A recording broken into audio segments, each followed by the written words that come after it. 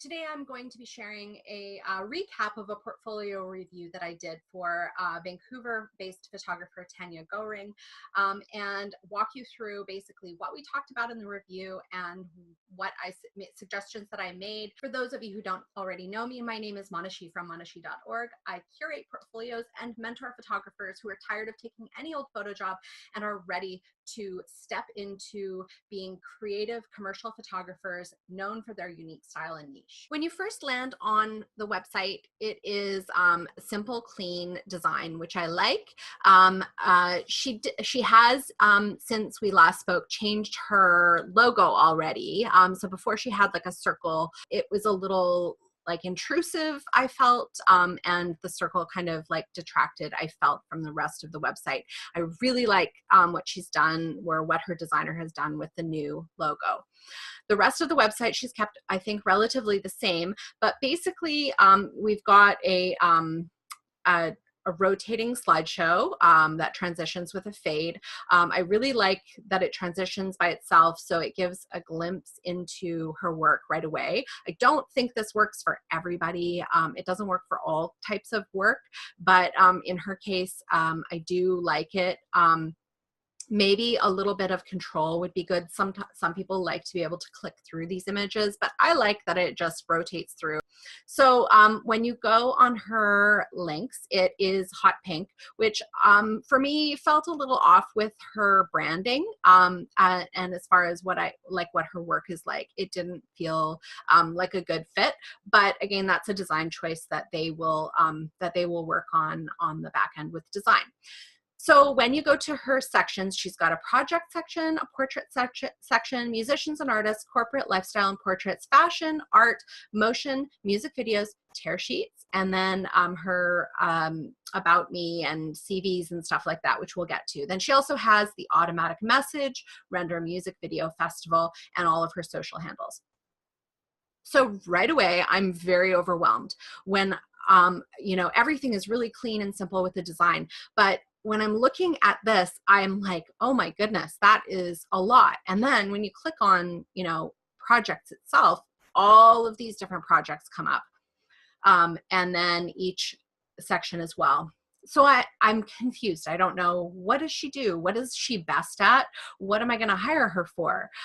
So when you're thinking about people that your potential clients or art buyers that are going to be going and looking at your work, you really want to be sending the clear message right away. So in your landing page with the images rotating, as well as with the menu, because the menu is basically directing them to basically illustrate what you do and what you do best. One of the things that you'll notice right away when you're looking through is her projects are stories. So when you go into each of the stories, you get a really good sense of her telling the story for that brand. She obviously was hired to do these shoots and did a campaign, and it's got the story, it's got the brand messaging and everything. And a lot of clients are looking for that. They want a library of images. They want something that's going to tell a consistent story about what, their brand is, or what a campaign, or of a certain campaign. So having it organized this way can work really well for some photographers. I did suggest that she change the names to something more descriptive about the story rather than the client name. Then you go into portraits and it's so completely different. Some of it is pulled from, like, she's got some work that's in both, like these portraits showed up in one of her project section. And this shows up in one of her project section. So this is kind of like redundant in some ways, but it's a different way of displaying it. So she could, break it off and do portraits. Myself, I don't feel like her portrait section is as strong as her stories sections, because, we'll get to that as we go along, but musicians and artists, it was the same thing. A lot of these are duplicate images. A lot of them show up in other places. And again, when I'm looking at it this way, I can't see the good shots. I can't see the power shots because I'm overwhelmed by the different styles of work, the different projects. I feel like the portraits and musicians sections don't show her best work, and also there's just so much of it that it waters it down. So I would remove them completely. And then corporate, lifestyle, and portraits, we go in here, and I'm suddenly really confused because now all of a sudden we are looking at kind of more of like a corporate photographer, which is completely different. Knowing that Tanya really wanted to work with work on advertising campaigns and editorial campaigns. When we initially talked, she was focusing more on, she wanted to go more in the direction of fashion and conceptual portraits. So this corporate section really definitely throws me off, and none of it really works with the rest of her work, and it doesn't work with the direction that she said she wanted to go. Her fashion section as well doesn't connect with a lot of the things in her projects and some of the work that she's already getting. However, it's awesome. Like she has this beautiful fashion work that is so good, but it's a completely different style than the stuff that's in her project section. And the task would be how to combine this work with some of the more kind of story and lifestyle work that she has throughout her website. Then we go into her art section, and this is definitely more on the conceptual art side and not so much work that she would get hired for. So this she was looking at as more of her personal work section, which is what I would suggest for her. However, what I suggested for her was that she condense it and reduce it down and make it more of like a concise one section for her art, creative artwork, that she could show that she does this work, but it doesn't really have the same commercial kind of feel that the rest of her work does. But art buyers love to see creative sections because this shows, first of all, your passion, and also, the different styles that might not necessarily be commercially viable, but they're really interesting, and this is where your creativity can really come out. So condensing this down into one section. Then she has motion, and her motion section, first of all, she has 4 videos in motion. When I spoke with Tanya about motion, basically the main point was, do you love to do motion? Do you want to do motion? Because motion is definitely a very good thing to be able to do as a photographer. If you can do both motion and stills, you have a definite leg up in the industry. However, are you just trying to do it, or do you really want to get jobs that have a motion component? Because what ends up happening is you're working on, if your focus is the stills, and they want to add in just a little bit of motion, are you taking your energy away from the stills by putting work energy into the motion? So I think like clarity in your estimate around, what the expectations are, and making sure you're really clear on, how many days you need to pull it off, and the support that you need to pull it off.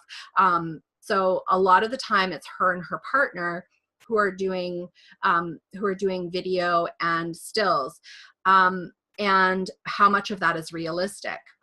Her partner and her also work on music videos. Now, a lot of the music videos are definitely more kind of like on the edgy, artsy side, and it's interesting. And again, it's kind of with the creative section where it shows this interesting side to what Tanya, into her personality, into what she is passionate about and loves.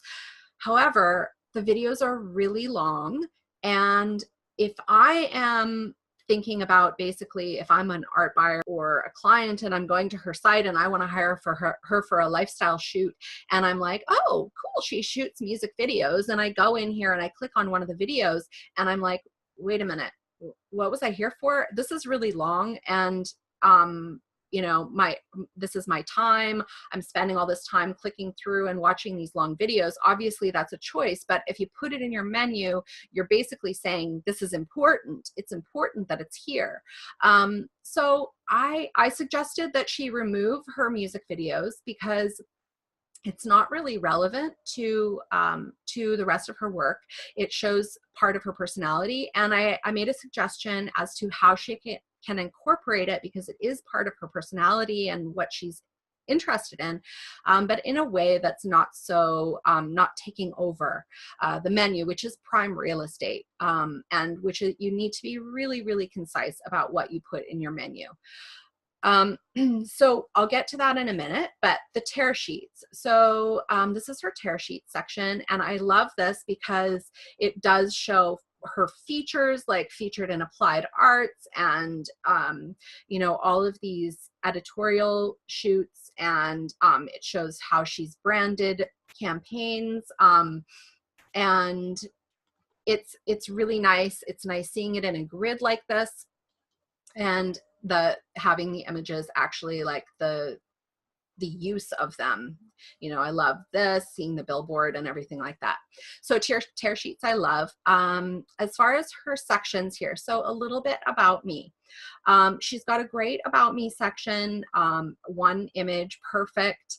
And for commercial photography, it's definitely nice to have a more concise bio like this, and it's another time for her to be able to talk about other things that she works on, which brings me to, this is where I suggested that she include things about music videos and the automatic message and Render Music Festival, which I'll get to momentarily, but putting them in this section with hot links to the websites, because she has them on other websites. And this is a place where if people want to know more about her, if they want to go and explore those things, they can do so from this area, and but also know that it's an extra. It's not part of this brand. It's, a separate thing.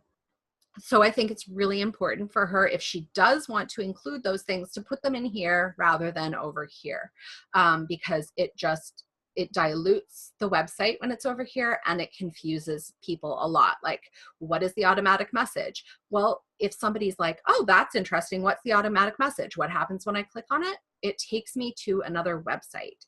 And that's cool and interesting, but I'm leaving her website now. And I know it's still open in another tab, which is definitely better because it's not, taking me away completely from the website, but it is still taking me away and distracting me and making me think and look at other things, which you don't want to have somebody do when you're trying to get them to look at your commercial work. So that is the automatic message, which is her music stuff that she does with her partner. And then Render Music Festival is another component of this. Oh, and it won't let me. I don't know why it does that. But anyway, it takes you to that website. So I suggested that she put all of that in this area, and then it's not taking away. She has her education, professional experience listed. Clients and awards section is great. It shows all of her clients, and then, probably she can include clients here then that she doesn't necessarily show work of, but that have the name that people might recognize, because not all of the shoots that you do for clients are ones that you want to actually show on your website, but this is a way to show that you've worked with different clients. Awards and grants. She's got some great awards and grants under her belt, so it's really important to have that listed here. And then artist CV, I suggested that she remove this because it's just basically a lot of it is in other places on her website, and it feels like overkill on the information front, and I think it's kind of says it all in other places, and simple is better. Get in touch is her contact page. Let's get back to the work, because what suggestions that I made for her. So if you look through, I'm not going to go through all of her sections, but she's a great storyteller with her work. Like it you can really see how somebody would hire her to shoot like a brand story or whatever. Something like this, Hootsuite is a very a good client, and I would definitely keep that on her list as clients she's worked with. However, this doesn't tell me, as far as a story goes, what the story of the brand is. So I would definitely not include something like this in a project section if she was going to do that. And again, with the portraits, it's not because I did suggest that she not really have a portrait section, because I don't feel like that's her strength. I think she can do it, and she's still going to get work doing portraits, but it doesn't feel like that's that's not the direction that I would send her in, as far as branding the rest of her website. I feel like the projects, like doing the stories and libraries of images, is a great way for her to go. However, there's another direction that she could go, which I think would work really well as well, which she could include still some of the portraits that have a feel that works with it.